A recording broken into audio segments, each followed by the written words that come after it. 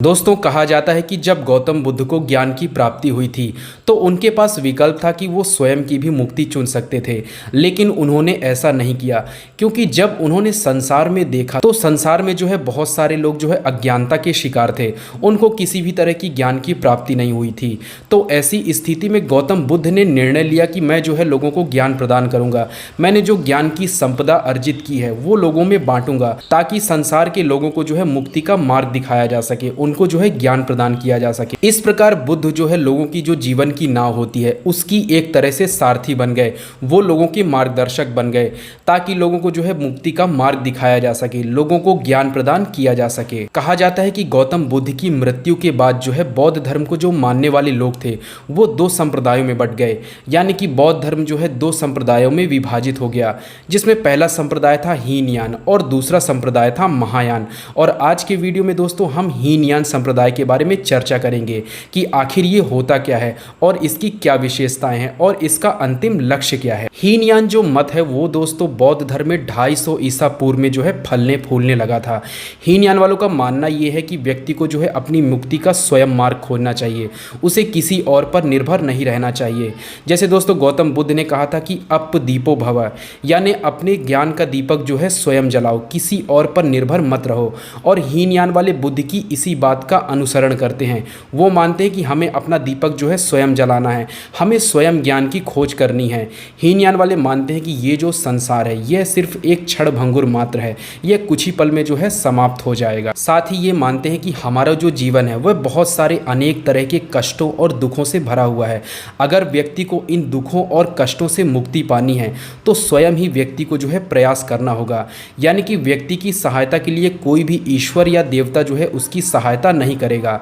इस तरह हीनयान को मानने वाले किसी भी तरह के ईश्वर में विश्वास नहीं करते। हीनयान को मानने वाले लोगों के जीवन का परम उद्देश्य होता है अरहत की प्राप्ति करना, यानी निर्वाण प्राप्त करना, मोक्ष प्राप्त करना। अपने जीवन में ज्ञान प्राप्त करके स्वयं के जीवन में मुक्ति कैसे हासिल की जाए, यह उनके जीवन का परम लक्ष्य होता है। वही महायान को मानने वाले ऐसा मानते हैं कि अगर हमें ज्ञान की प्राप्ति हुई है तो हमें उस ज्ञान को संसार में बांटना चाहिए, क्योंकि संसार में वैसे ही बहुत सारा अंधकार है, लोगों में अज्ञान है। और अगर हम इस ज्ञान को लोगों में बांटेंगे तो उनको भी मुक्ति मिलेगी, वो भी इस संसार से पार चले जाएंगे, उनको भी अपने जीवन का परम लक्ष्य मिल जाएगा। इसलिए महायान को मानने वाले ये मानते हैं कि जब तक संसार के सभी लोगों को मुक्ति नहीं मिल जाती तब तक हमें मुक्ति हासिल नहीं करनी है। और इसलिए वो क्या करते हैं कि संसार में जितने भी लोग हैं उनको अपने ज्ञान का प्रचार करते हैं। महायान को मानने वाले बोधि सत्व में विश्वास करते हैं, यानी कि वो मानते हैं कि जब तक इस संसार के सभी लोगों को मुक्ति नहीं मिल जाती तब तक हमें भी निर्वाण की प्राप्ति नहीं होगी। और जब इस संसार के सभी लोगों को मुक्ति मिल जाएगी तो हमें भी मुक्ति मिल जाएगी। और इस तरह महायान विचारधारा इस संसार में सभी लोगों को भवसागर से पार कराने वाली एक बड़ी नाव की तरह बन जाती है।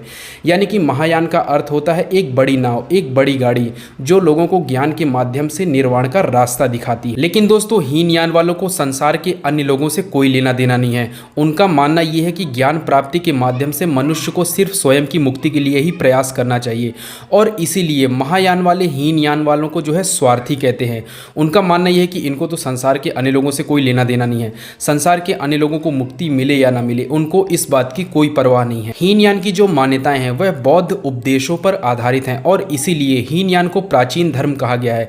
और इस धर्म का जो प्रमुख रूप से विस्तार हुआ वो एशिया के दक्षिणी भागों में, जैसे कि श्रीलंका हो गया, म्यांमार है और बर्मा में, इन देशों में हीनयान की जो मान्यता थी वो ज़्यादा फली फूली और इसीलिए इस कारण इसको दक्षिण का धर्म भी कहा जाता है। हीनयान जो संप्रदाय है वो एक तरह का नास्तिक संप्रदाय है, यानी कि यहाँ पर ईश्वर की विचारधारा में बिल्कुल भी विश्वास नहीं किया जाता। ये लोग ईश्वर को नहीं मानते हैं और इनकी जो विचारधाराएं हैं इसीलिए ये जैन विचारधाराओं से मेल खाती हैं।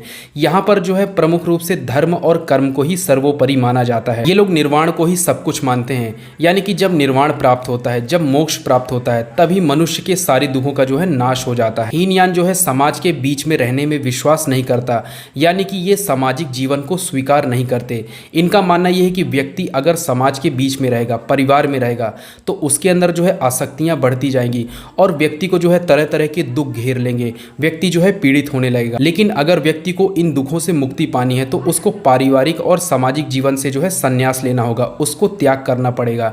और इसीलिए दोस्तों हीनयान का जो मार्ग है वो आम जन लोगों के लिए जो है कठिन हो जाता है और इसीलिए इसे कठिन मार्ग भी कहा जाता है। हीनयान जो है एक तरह से कठिन मार्ग हो जाता है और महायान वालों का कहना ये है कि ये इतना कठिन मार्ग है कि आम लोगों को जो है इसमें चलना बहुत कठिन हो जाता है और इसीलिए महायान वाले हीनयान वालों को जो है छोटी गाड़ी यानी छोटा यान कहकर पुकारते हैं। और आपको दोस्तों सुनकर अजीब लगेगा, लेकिन हीनयान वाले जो है गौतम बुद्ध को एक तरह से साधारण आदमी मानते हैं।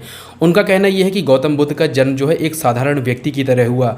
उन्होंने जीवन में विवाह किया, उन्होंने जीवन में ज्ञान की खोज की और अंत में जो है निर्वाण प्राप्त करने के मार्ग को खोजा। तो दोस्तों इस तरह आप लोगों ने देखा कि हीनयान वाले जो है गौतम बुद्ध को एकदम साधारण व्यक्ति मानते हैं जिनका जन्म हुआ और जिनकी मृत्यु हुई। हीनयान में जो है गौतम बुद्ध को ईश्वर के तुल्य नहीं माना जाता, वो उनको एक साधारण व्यक्ति मानते हैं, जबकि महायान में जो है गौतम बुद्ध को ईश्वर के तुल्य माना गया है। तो दोस्तों ये थी कहानी हीनयान की, जिसमें स्वयं की मुक्ति को ही परम लक्ष्य माना गया है।